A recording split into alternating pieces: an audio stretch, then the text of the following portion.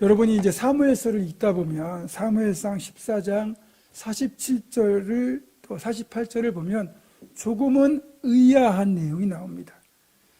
블레셋과의 전쟁을 할 때 끝까지 사무엘을 기다리지 못하고 조급한 마음에 자기가 직접 제사를 집례하는 범죄를 하고 또 승리의 욕심에 사로잡혀서 금식 명령과 맹세를 시키는 어리석은 판단을 해가지고 전쟁을 망쳤습니다.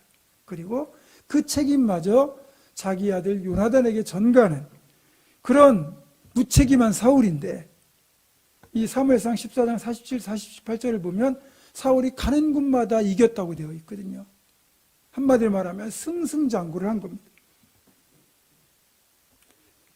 사울이 이스라엘 왕위에 오른 후에 사방에 있는 모든 대적 곧 모압과 암몬 자손과 에돔과 소바의 왕들과 블레셋 사람들을 쳤는데 향하는 곳마다 이겼고 용감하게 아말렉 사람들을 치고 이스라엘을 그 약탈하는 자들의 손에서 건졌더라.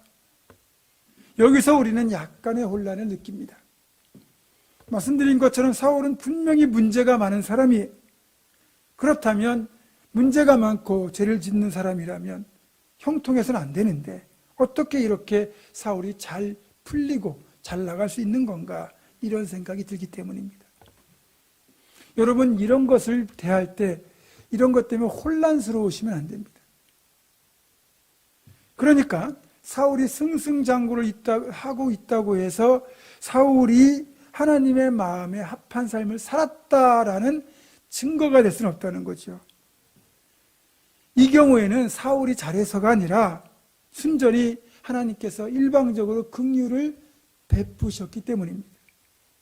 사울의 교만과 불신 그리고 책임 회피 등 왕으로서의 어떤 부족한 자질에도 불구하고 하나님께서 계속해서 사울과 이스라엘 백성들에게 은혜를 베푸셨기 때문에 가능했던 결과라는 겁니다. 그리고 굳이 이런 형통의 비결을 다른 곳에서 찾는다면 아직까지 사울과 이스라엘을 위하여 한순간도 기도를 쉬지 않고 엎드리고 있는 사무엘 덕택의 그 열매를 사울이 값없이 누리고 있다고 봐야 됩니다. 사무엘이 은퇴하는 자리에서 그러잖아요. 나는 너희를 위하여 기도를 쉬는 자를 결단코 범하지 않겠다. 그 약속대로 사무엘은 한순간도 쉬지 않고 사울과 이스라엘을 위하여 기도하고 있었습니다. 그것이 사울의 형통함의 비결이었다는 거죠. 저 역시 보문중학교 담임 목사로 부임한 지 만 10년이 지났지만 행복하고 평안한 목회를 지속하고 있습니다. 제가 잘해서가 아닙니다. 그건 순전히 하나님의 일방적인 은혜와 긍휼하심 때문이고, 또 더 깊이 들어가면 그래도 부족한 종을 아껴주시고 사랑하시며 그리고 저를 위하여 끊임없이 기도해 주시는 여러분의 기도가 있기 때문에 제가 존재하는 것입니다. 앞으로도 계속해서 그렇게 나라와 민족뿐만 아니라 교회와 목회자, 성도들을 위하여 사무엘처럼 기도해 주시는 우리 모두가 되기를 주님의 이름으로 부탁합니다. 이제 15장을 보면 하나님께서 사무엘 선지자를 통하여 사울에게 특명을 부여하고 있습니다. 특명. 그건 긴급하고도 중요성이 큰 명령이기 때문에 반드시 지켜야 되는 명령을 말하는 거죠. 그 명령이 뭐냐? 아말렉을 진멸하라는 겁니다. 사무엘상 15장 2절과 3절입니다. 만군의 여호와께서 이같이 말씀하시기를 아말렉이 이스라엘에게 행한 일 곧 애굽에서 나올 때에 길에서 대적한 일로 내가 그들을 벌하노니 지금 가서 아말렉을 쳐서 그들의 모든 소유를 남기지 말고 진멸하되 남녀와 소아와 젖 먹는 아이와 우양과 낙타와 나귀를 죽이라 하셨나이다 하니, 하나님께서 진멸하라는 명령을 내리신 아말렉 족속은 주로 이스라엘의 동남쪽 광야지대에서부터 이집트 근방까지 넓게 파져 살던 그런 민족인데, 지나가는 상인들이나 원근 각지에 있는 다른 민족들을 자주 습격하고 약탈하던 매우 호전적인 족속입니다. 게다가 이스라엘과는 오랜 악연까지 있습니다. 모든 민족들이 출애굽한 이스라엘 백성들을 두려워했죠. 근데 유독 아말렉만은 그러지 않았습니다. 여러 차례 이스라엘을 괴롭혔는데 제일 먼저 이스라엘을 괴롭혔던 것이 언제냐? 출애굽한 이스라엘 백성들이 르비딤이라는 골짜기에서 머물고 있을 때 이들이 갑자기 그 르비딤에 머물고 있는 이스라엘을 급습한 겁니다. 모세는 아론과 홀을 데리고 르비딤 산 꼭대기로 올라가서 하나님께 도움을 구하는 기도를 간절히 드리고 있었고, 아래에서는 여호수아가 급하게 이스라엘 백성들 중에 남자들을 소집해서 군대를 모아가지고 아말렉과 싸웠습니다. 모세와 아론과 홀의 중보기도, 그리고 여호수아의 목숨을 건 싸움, 여기 하나님의 도우심을 통해서 아말렉을 겨우 물리칠 수 있었습니다. 생각해보면 출애굽한 이스라엘 백성들은 갓 출애굽한 상태였기 때문에 변변한 무기도 갖추지 못했고 군대 조직도 갖추지 못했고 말 그대로 정말 오합지졸에 불과했습니다. 무방비 상태에 거의 불과한 이스라엘 민족을 아말렉이 급습해서 습격을 했으니까 얼마나 위험했겠습니까? 하나님이 이때 이 아말렉의 소행을 너무나도 괘씸하게 보셨죠. 그래서 하나님께서 출애굽기 17장 16절에서 이렇게 말씀하십니다. 이르되 여호와께서 맹세하시기를 여호와가 아말렉과 더불어 대대로 싸우리라 하셨다 하였더라. 이런 악연이 있었기 때문에 하나님은 아말렉의 악행을 잊지 않고 계셨다가 이스라엘 민족이 아말렉을 완전히 진멸할 정도로 국력이 성장했을 때, 강성해졌을 때 사울로 하여금 지금 아말렉을 진멸하라, 그렇게 명령을 내리신 겁니다. 이걸 보면 우리 하나님은 하나님의 백성들에게 악한 일을 행한 사람들에 대해서, 그 악행에 대해서 결코 잊지 않는 분임을 알 수 있습니다. 누군가 여러분을 정말 무고하게, 억울하게 괴롭히고 힘들게 만든다면 여러분 그것 때문에 너무 낙심하지 마십시오. 하나님께 맡기십시오.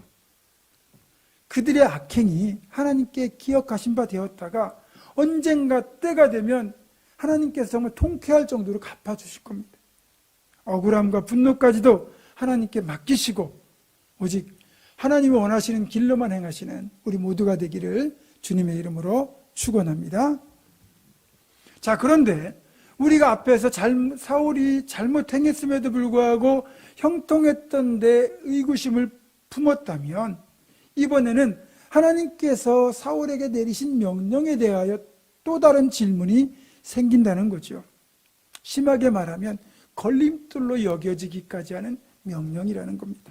그건 바로 남녀와 소아와 젖 먹는 아이와 우양과 낙타와 나귀까지 다 하나도 남기지 말고 죽이라는 명령 때문입니다.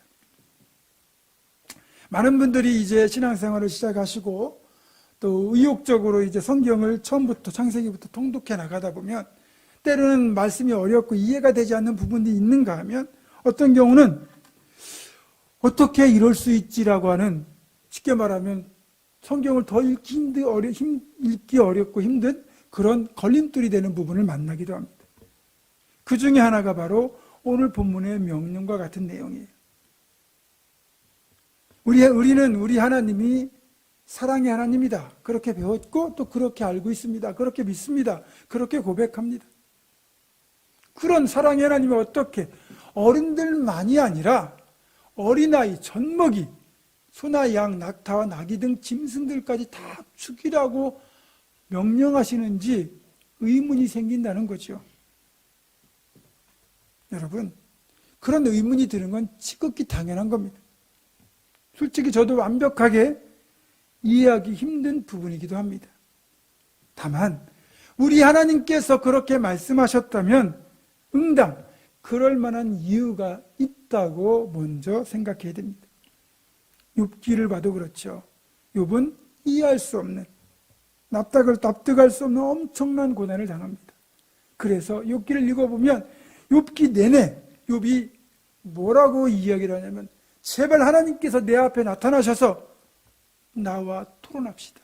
내가 왜 억울하게 또 애매하게 이런 고난을 당해야 되는지 하나님께서 친히 나타나셔서 내게 설명해 주십시오. 그렇게 끊임없이 요구합니다. 그리고 욥기 말미를 보면 드디어 하나님이 욥에게 나타나시죠. 그러면 우리 생각에는, 또 욥의 생각에는 하나님이 나타나셨으니까 이제는 왜 이런 고난을 당하는지 그렇게 명쾌하게 대답해 주실 법도 하건만, 하나님은 오히려 대답해 주신 대신에 욥에게 역으로 엄청난 질문을 던지십니다. 그 내용은 대충 이래요. 내가 땅에 기초를 놓았을 때 네가 보았느냐? 네가 아느냐? 네가 있었느냐? 등등. 한마디로 말해서 욥, 네가 나의 생각과 행함을 이해할 수 있겠느냐라는 질문을 던지신다는 거죠. 욥에게 설명을 해도 욥은 하나님의 행하심과 하나님의 그 마음을 다 이해할 수 없다는 겁니다. 이처럼 우리가 성경에 드러나는 하나님의 일하심을 온전히 이해한다는 건 사실 불가능합니다. 아이가 어릴 때 부모의 마음을 다 이해하지 못하는 것처럼 피조물인 우리가 창조주 하나님의 일하심을 어떻게 다 이해할 수 있겠습니까? 또 우리가 이해할 때까지 기다려주신다고 하더라도 영원히 우리는 이해하기 어려울 겁니다. 다만 이런 우리의 궁금증은 우리가 언젠가 이 땅의 삶이 끝나고 저 하늘나라 하나님 앞에 서는 그날 다 풀리지 않을까 이렇게 생각합니다. 분명한 사실은 우리 하나님은 결코 심판을 즐겨하시고 노하기를 좋아하시는 그런 잔인한 하나님이 아니라는 거죠. 대표적인 사례를 우리는 요나서에서 발견할 수 있습니다. 요나서에서 계시된 하나님을 통하여 하나님의 한이 없고 넓고 크신 사랑, 자비하심 우리는 발견할 수 있다는 거예요. 요나가 알고 고백한 하나님의 성품은 이렇습니다. 요나서 4장 2절입니다. 요나가 여호와께 기도하여 이르되 여호와여 내가 고국에 있을 때 이러하겠다고 말씀하지 아니하였나이까? 그러므로 내가 빨리 다시스로 도망하였사오니 주께서는 은혜로우시며 자비로우시며 노하기를 더디하시며 인애가 크시사 뜻을 돌이켜 재앙을 내리지 아니하시는 하나님이신 줄 내가 알았음이니이다. 요나는 하나님이 그렇게 은혜롭고 자비롭고 노하기를 더디하시고 인애가 크시고 회개하면 재앙을 내릴 것을 돌이키시는 분임을 알고 있었고 또 그걸 목격하고 있었습니다. 그리고 최종적으로 하나님께서 요나에게 대답하신 말씀이 이겁니다. 요나서 4장 10절과 11절입니다. 요나야 네가 수고도 아니하였고 재배도 아니하였고 하룻밤에 났다가 하룻밤에 말라버린 이 박넝쿨을 아꼈거든. 하물며 이 큰 성읍 니느웨에는 좌우를 분별하지 못하는 자가 12만여 명이요 가축도 많이 있나니 내가 어찌 아끼지 아니하겠느냐. 제가 지난 수요일 설교 때 이 요나서에 대한 부분을 다뤘잖아요. 여러분들 꼭 그 수요예배 그 영상을 보시면 많이 참고가 될 겁니다. 이렇게 요나서에서 드러나는 하나님의 마음이 진짜 하나님의 마음에 훨씬 더 가깝습니다. 진노하시고 심판하시는 하나님이시기 전에 한 사람이라도 더 살리고 싶어 하시는, 그래서 오래 참고 기다리시며 돌이킬 기회를 최대한 주시는 그 하나님이 바로 우리 하나님의 마음이라는 거죠. 그렇기에 더더욱 사랑과 자비가 무한하신 하나님이 젖먹이들까지 진멸하라는 명령은 우리가 완벽하게 납득하기도 어렵거니와 또 납득할 수 있도록 설명하기도 어렵고, 그래서 사실 조금은 곤혹스러운 부분이기도 합니다. 다만 어느 정도 설득력 있는 주장이 하나 있습니다. 그건 바로 그들의 심각한 우상숭배의 모습 때문이라는 거죠. 일단 이 아말렉을 포함한 가나안 족속들의 우상숭배 형태를 보면 공통점이 있어요. 우상숭배 자체가 하나님을 거역하는 엄청난 큰 죄악입니다. 창조자 하나님을 부인하는 거잖아요. 그런데 그 우상에게 제사를 드리는 제사의식에 문제가 많다는 거예요.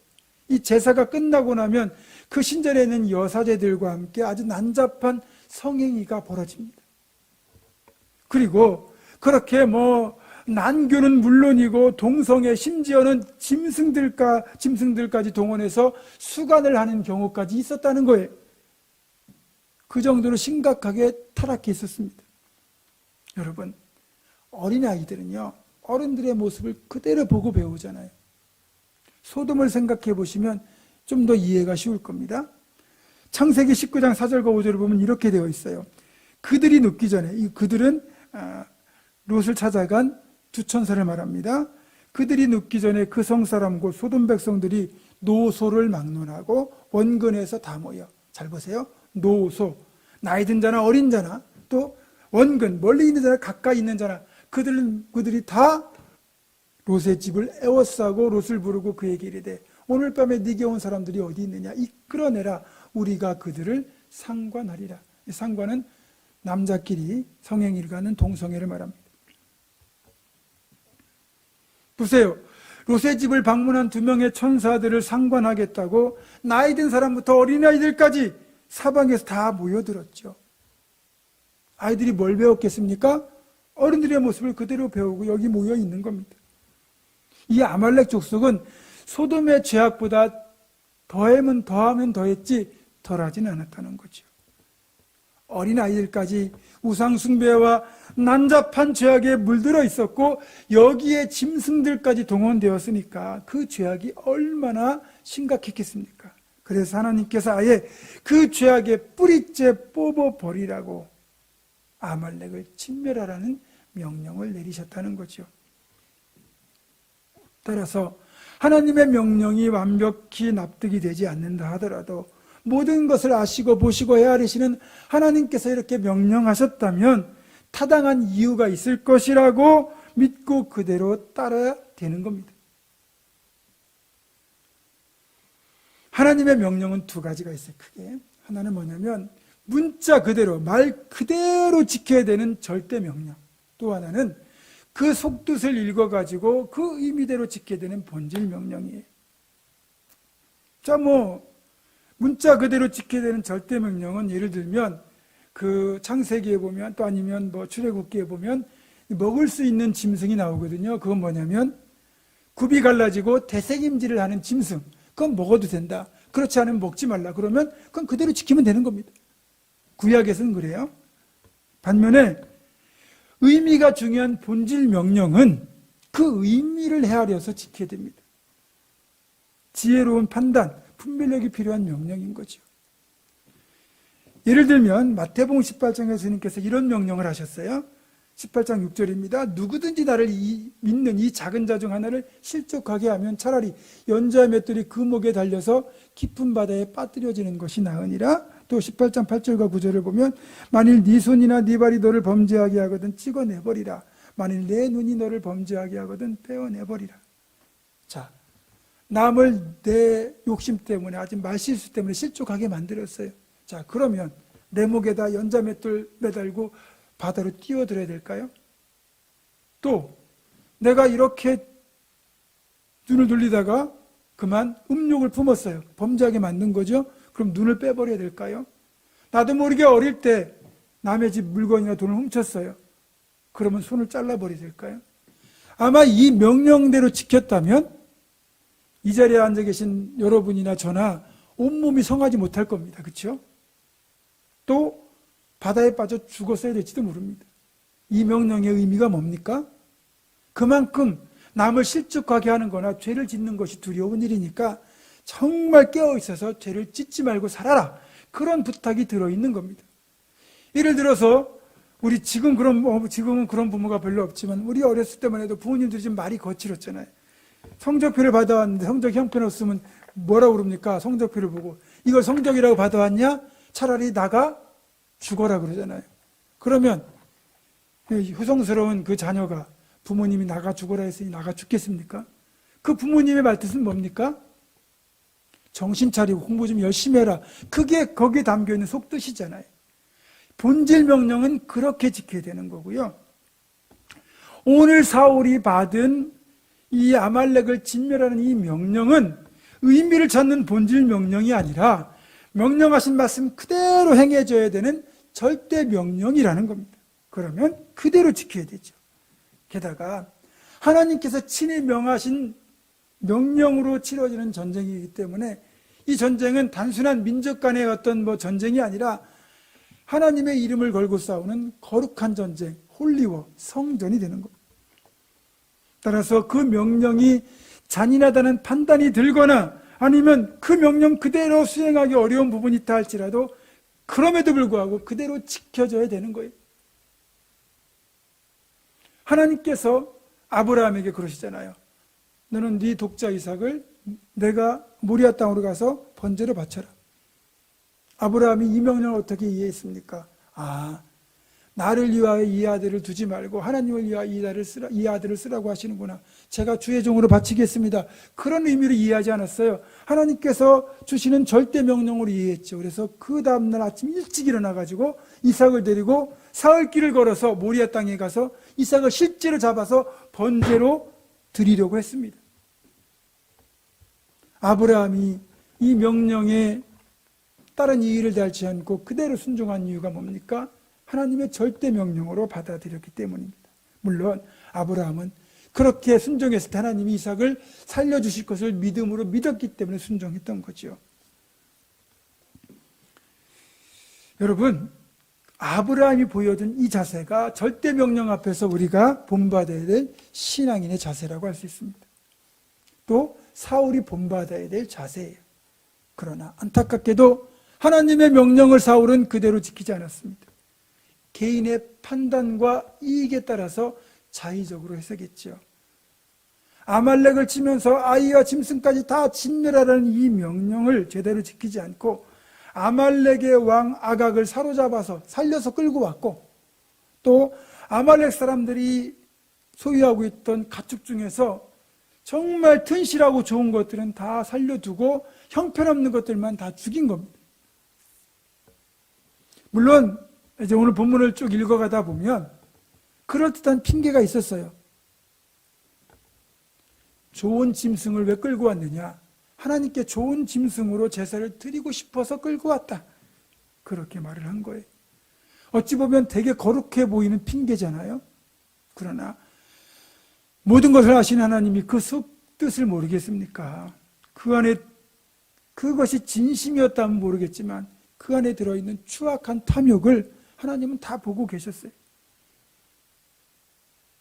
우리가 어떻게 하나님을 속입니까? 절대로 못 속입니다. 사람은요 완벽하게 속일 수 있어요. 그러나 하나님은 절대로 못 속입니다. 여러분, 이 사울의 모습에서 저는 너무너무 안타까움을 하나 느낍니다.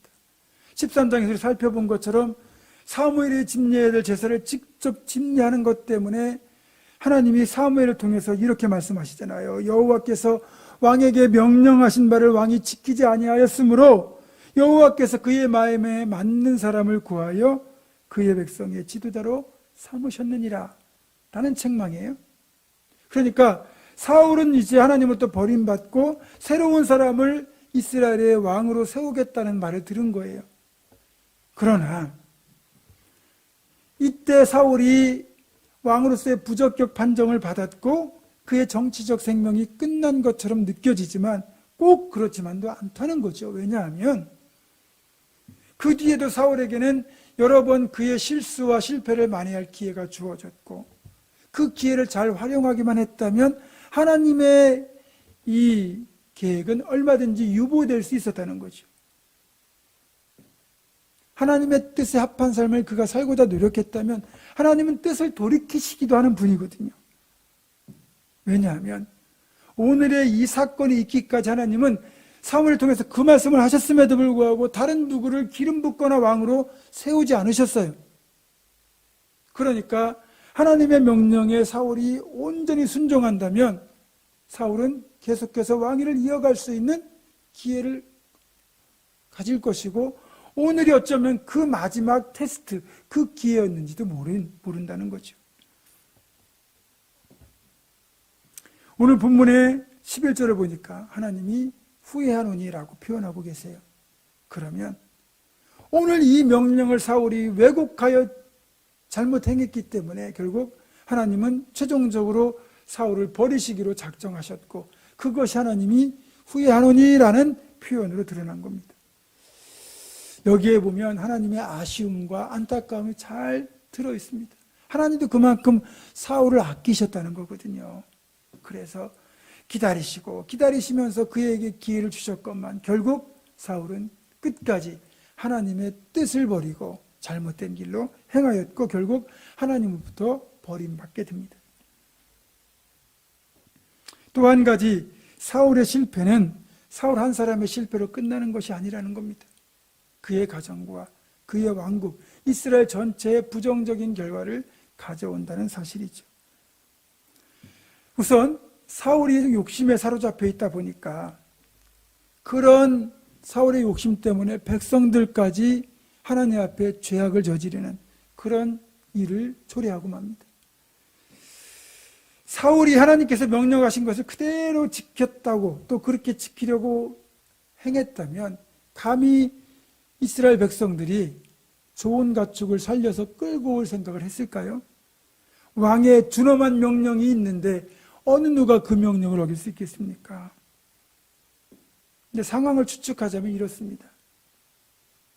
이스라엘 군대가 아말렉을 진멸하다 보니까 아말렉이 키우는 가축들이 너무 튼실하고 좋은 거예요. 그러면서 아니 이렇게 튼실하고 좋은 것까지 왜 죽여야 되지? 그러면서 이것들은 끌고 가서 일본 하나님께 제사 드리고 일본 우리가 가지면 얼마나 좋을까? 그런 욕심이 생기는 거죠. 그래서 전쟁터에서 사울에게 여러 백성들이 아마 그렇게 건의를 했을 겁니다. 왕이시여, 이 좋은 것들을 다 죽이기에는 너무 아깝지 않습니까? 다 죽이지 말고 튼실한 것들은 끌고 가서 일본 하나님께 제물로 드리고 나머지는 왕과 저희 백성들이 가져가면 되지 않겠습니까? 자, 앞에서 말씀드린 것처럼 사울이 절대 명령을 이해하고 그것을 지키려고 했다면 이런 지하에 거절했을 겁니다. 무슨 소리냐? 다 죽여라. 그러면 되는데 사울도 욕심 있던 차에 이 말이 솔깃한 겁니다. 그렇지, 좋은 것 끌고 가서 하나님께 제물로 드리기도 하고 또 우리가 가지면 되지 라는 생각을 하면서 그 당시 전쟁에서 승리를 해서 전리품을 챙길 때 전리품에 대한 상당 부분 가장 큰 몫을 차지하는 사람이 누구냐면 전쟁의 지도자인 왕입니다. 당연히 사울에게 돌아오는 몫이 제일 클 겁니다. 그 생각을 하니까 사울도 욕심이 생기는 거죠. 그래서 백성들의 요구를 못 이기는 척 들어주는 겁니다. 결국 사울 한 사람의 잘못된 욕심이 백성들 전체까지 죄악을 저지르는 일에 동참하도록 만들었고 그것이 결국 개인의 범죄가 공동체 전체의 범죄로 확장되는 결과를 가져오고 말았습니다. 탐욕 때문에 하나님의 특명을 어긴 사울과 이스라엘 백성들의 범죄는 결국 하나님의 후회를 불러왔습니다.